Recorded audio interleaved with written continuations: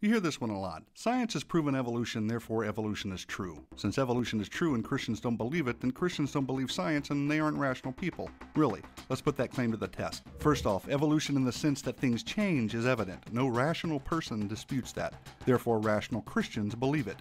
We can observe change, but evolution in the sense that life came from non-life and then that life began to randomly generate new genetic information and over time it eventually produced humans is something entirely different and something that quite honestly doesn't hold up against science. In other words, evolution in the sense of molecules to man is not scientifically plausible and therefore should not be viewed as scientific fact. Quite honestly, it is in great opposition to science, that is, observational science, the kind of science we can test and repeat and use our five senses to understand. Science demonstrates that over time, living organisms lose genetic information. They don't gain it. That same science demonstrates that life doesn't arise from non-life. Follow along if you would. Fact 1. There is no known observable process by which new genetic information can be added to an organism's genetic code.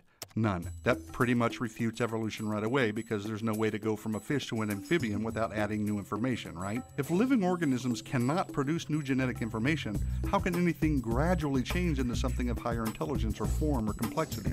That is, how can anything evolve from an amoeba to a man without adding new genetic information? The answer, of course, is that it can't. Plain and simple. Now, some have speculated and they have imagined all kinds of things and they brought in artists to produce creative renderings based on guesses, and they have been successful in telling a very convincing story that humans evolved from ape-like creatures. But those are just drawings, people. They're just stories. But what we really observe is humans are humans and apes are apes. Now, if fact 1 buried evolutionary thinking deep into the Precambrian soil, this next fact, fact 2, tosses so much sediment on it that not even the greatest team of paleontologists with the latest subterranean gizmo could dig up the remains. Check this out. Never, again, never has it been observed that life can come from non-life. So here are two major scientific evidences against evolution. I reiterate for clarity, life has never been observed to come from non-life, and there is no known, observable process by which new genetic information can be added to the genetic code of an organism. So, molecules to man evolution doesn't really make scientific sense. Yet we are all here, and life is all around us in various forms. Although evolution cannot account for this, the Bible can. The Bible reveals that the all-powerful, all-knowing, supernatural God created the heavens and the earth out of nothing, and all life according to its kinds, that is, each with its own set of genetic information.